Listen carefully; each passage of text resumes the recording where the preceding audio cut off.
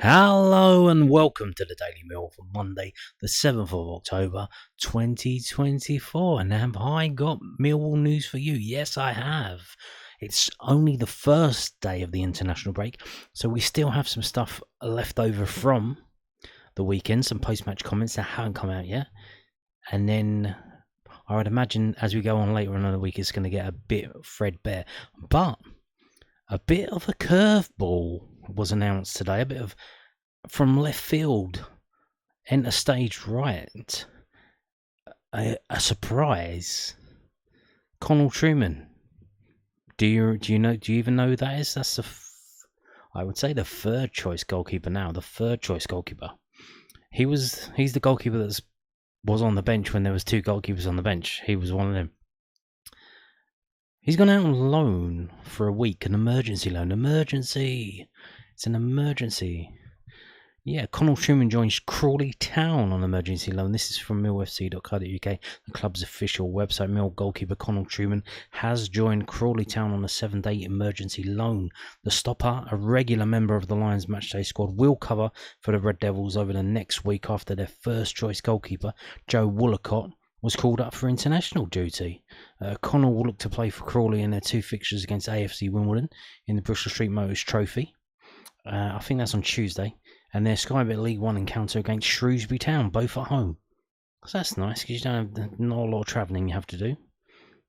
So there you go. And obviously that's going to be in the Loanwatch. We'll find out about that in the Loanwatch. So what's going on here then? Well, if we go over to Sussex World, which is at sussexexpress.co.uk, former Birmingham and AFC Wimbledon goalkeeper joins Crawley Town on emergency loan from Millwall. Crawley Town have announced the signing of a goalkeeper Connal Trueman on a 7-day emergency loan from Championship side Millwall, with Joe Woolacott away with Ghana. So he's gone to Ghana on international duty, and Eddie Beach injured. Eddie Beach, one's away on the international duty, and the second one is injured, so he's coming in. I guess their third choice goalkeeper, they don't fancy putting him in goal. Trueman joins the club in time for tomorrow's. So yeah, it is on Tuesday. Bristol Street Motors Trophy match against one of his former clubs, AFC Wimbledon. The short loan deal will end next Monday, which means Trueman will also be available for Saturday's match against Shrewsbury Town in Sky Bet League One. The 28-year-old joined the Lions following 8 years at his hometown club Birmingham City, where he made 14 appearances. During his time at the Blues, Trueman enjoyed loan spells with Leamington, Solihull Moors, AFC Wimbledon, Swindon Town and Oxford United. So there you go. So he will be playing. I assume he's going to be playing tomorrow and on Saturday against Shrewsbury Town. Now Crawley not doing too well. Obviously, they got promoted via the playoffs from League Two. They're in League One, and they are not at the bottom. They're fourth. They're in the fourth, the last relegation place, the fourth from bottom. At the moment, not doing too well. I think a couple of their big players, I think the goalkeeper left and some other players left as well. It was not ideal, but yeah. So this is interesting. We'll see how Connal Trueman does. Obviously, this is League One. How is he going to play in League One? He should be barnstorming. He has been playing for the under-21s a couple of times. So we'll see how he does. So, of course, League 1 and League 2, there's international break. They don't go on international break, but they can get their games postponed if one side has 3 players called up for international duty, including under-21s. I don't think it goes down to under-18s, but under-21s.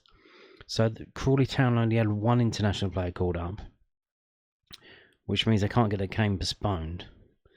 So I would imagine, even though Connal Trueman, obviously he's just helping out in training, he does go to the games. I've said this before, the reason why we had 2 goalkeepers on the bench the other day is they always bring 3 goalkeepers in case one gets injured. So I imagine that the only reason this is happening is because it's the international break and we're doing it, and it's not going to impinge on us.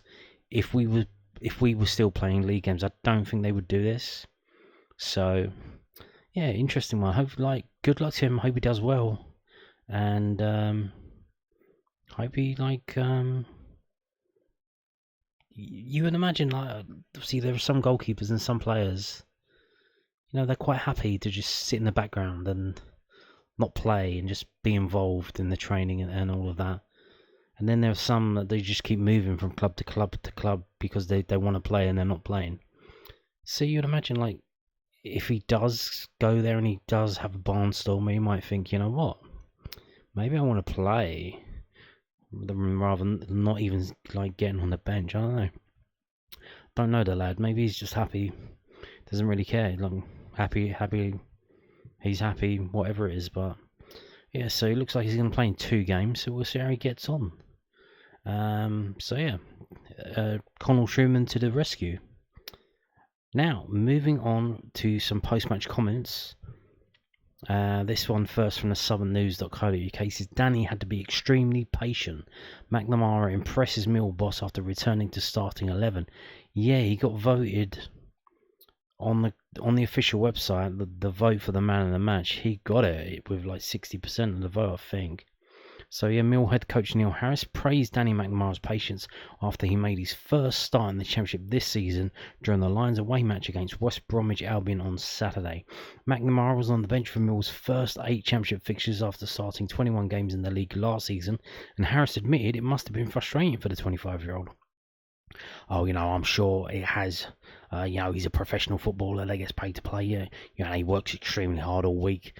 Danny will want to play on a Saturday afternoon, and that will be the same for all the players, that aren't playing.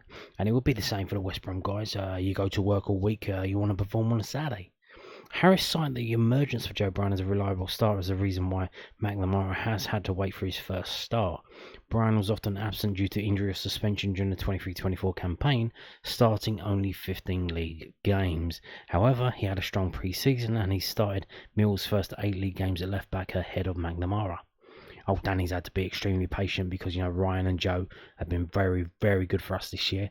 Joe was slightly under the weather, and I felt with the 3 games in a week that Danny would be the best option today, and especially to deal with Tom Fellows. Danny's exceptional, 1v1 defender. Joe's got different qualities. He's a very good defender who's played at the top level, and he's exceptional with the ball. Harris's decision to pick McNamara was not just to give Joe Bryan a rest, it was part of a game plan that restricted a potent West Brom attack to only 3 shots on target, and that saw the Lions leave the Hawthorns with a clean sheet and a point. I felt today we weren't going to have a lot of the ball, and to deal with Fellows or Wallace or Tanganga or Johnston or the countless players they've got with quality, that Danny would be, a really good option. I was really pleased for him. I took him off because he cramped up at the end, yeah. Oh, it was just cramp. So it's okay, yeah, because it did look like maybe he was injured, but if it's just cramp, that's fine. Now, obviously, Danny comes in, he plays a blinder, then we have a week off, and then it's 2 weeks to the next game. Is that still going to be remembered when the team selection's being made for Derby County? Don't know. We'll wait and see about that one. So now, also, Femi Azeez's first start, and the fans not too pleased with this one. The fans weren't really not too happy with this. Moaning, fans always moan. They moan all the time. They moan about anything they get a chance to moan about. But Neil Harris seems to be quite happy with this.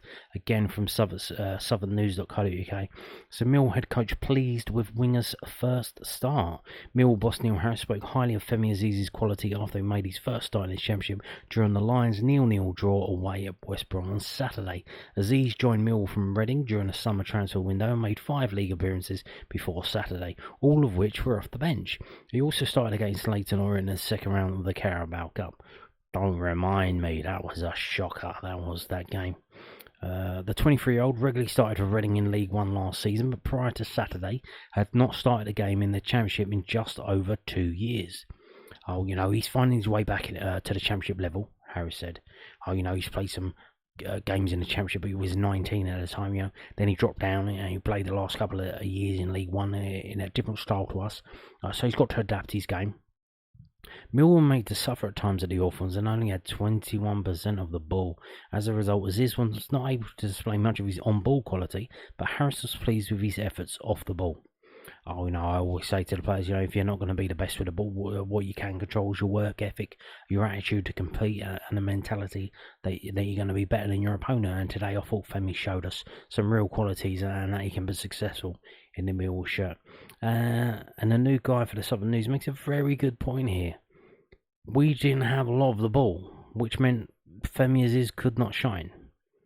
He couldn't shine. He couldn't show us what he's got, because we didn't have the ball that much. So there you go. And now again, 3 in a row from southernnews.co.uk. We haven't got the points total we deserve. There's Neil Harris right to think this is a new. I didn't know. This is a News at Den Plus. I didn't see that before I pulled it up. So if you didn't know, News at Den Plus is you have to pay for the article. So you can see it's premium content. 30 pence an article or 90p a week. So yeah, don't pay for it. Well, interesting, they only get 259 views on that. Now is that? I guess that's just on this landing page though. That's not even on the, or is that the people who've seen the whole thing and gone through past the paywall? Oh, that's interesting. Yeah, even if I did pay for it, I wouldn't show you. That wouldn't be cricket, so to say. That's if you have to pay to see it, then me showing it to you, paying and showing it to you, is a bit scummy, And I may be many things, but I am not a scumbag. So there you go. Now we're going to finish up today, short and sweet, with Mill's Loanwatch. This is from millfc.co.uk, the club's official website. So Mill's loanees involved in weekend action. There was plenty of action for Mill's loanees after the last week. At FC United, Shamar Lawson played 45 minutes in each game as the Kent outfit drew 2-2 with West Brom Albion's under-21s before winning on penalties in their first ever National League Cup tie. Yeah, I told you about that, didn't I? This weird cup that the Premier League have brought in to try and sweeten up the National League for the new TV deal. Before Fleet then scored twice in the second half to peg Rochdale back to a draw of the same scoreline in the Vanarama National League. So interesting. Obviously, I saw in one of the games that he played 45 minutes. He was taken off at half time. And I'm like, what's going on here? Is he injured, or did he play really badly and get taken off hooked at half time? But I think it must be like a match fitness thing, or they're just rotating the players out. Or maybe it's a financial thing, like Millwall said, look, you can have him for free or for a discount if you play him. If you don't play him, you have to pay a certain amount. So they're just playing him the bare minimum to get around the technicalities. I don't know, but so there you go. Chinockley played the full game as Sutton United were involved in a 7-goal thriller against Hartlepool United in the Vanarama National League, falling narrowly on the wrong side of the scoreline, whilst Tom Leahy was also involved in the 5th-tier matchday squad for Woking, an unused substitute in the Cards 1-1 draw at home to York City. Prior to that, Leahy was the unfortunate one to miss a decisive spot kick in Woking's National League Cup tie against Brighton and Hove Albion's under-21s, the Cards losing 4-3 after a 2-2 draw. So yeah, he missed a penalty kick in that competition I told you about. Kamal Grant, pictured above. Development at Bromley continued as the centre-back was part of 2 draws in Sky Bet League 2. 2-2 at home to Chesterfield and a goalless draw at Fleetwood Town, whilst Kevin Nisbet's Aberdeen were 3-2 victors over the Hearts in the Cinch Premiership, the striker playing 61 minutes of Pittodrie before being replaced. Yeah, and Aberdeen are playing an absolute blinder. They've won all their games, I believe, or they're unbeaten at least. And they might be giving the top 2 a run for their money. Although I don't think they've played any of the top 2 yet, so we'll see how we go with that. They could come up against them and just get absolutely smashed by both of them, and then they're just stuck in 3rd, which is how it normally goes. And then they tell us about Zion Fleming, which I I'm scratching my head to figure out why. I know technically it's a loan, but there's an obligation to buy. So why did you keep why are you telling us about him? I don't understand. So obviously we've now got Connal Trueman joining the party. So we've got games tomorrow. Obviously it's International Week, and it's Cup. They've timed it to coincide with the FA Cup fourth qualifying round, which is the round where you find out if you win, you're into the first round. So this is a big cup tie for a lot of teams trying to get into that first round. And it's to be honest, I think the edge has kind of been taken off it. The shine's been taken off it, because back in the day, National League teams, they were amateur teams, and now I think half the National League is pro in some way, or they have a lot of pros, maybe not all pros. So, and they jump straight in at this level in the FA Cup full qualifying round. So they've only got to win one game and then they're into the first round. But then you'll see BBC, oh look, the non-league teams. It's but they're Wrexham was a non-league team. They were better than League One teams because they spent so much money. Because I don't think there's any restrictions in the National League about how much money you can spend. So yeah, these are the cup games. So I mean, if you wanted to go to a football game on Saturday, I mean, in a non-league game, it's cup weekend. I mean, you've got some lovely things, lovely games to go to. I bet there's better ones than the ones you can see here. But yeah, Woking versus Slough Town. Remember them, Slough Town? Bromley versus Tranmere Rovers. Obviously, that's a League 2 game. Celtic versus Aberdeen. Oh, here we go. Here we go. Good luck, Kevin Nisbet. Get some dollar signs on your transfer fee. Score a hat-trick against Celtic. That'll be the thing. Saturday at 3 p.m. kickoff. I'll keep an eye on that and see how he does. And then I'm not bothered about that one.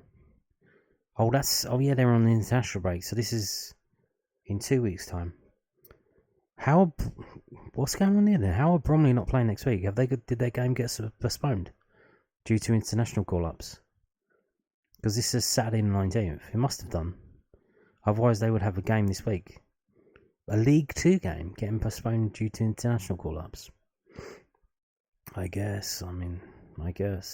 So yeah, that's it. And that is it. Thank you for watching, and goodbye.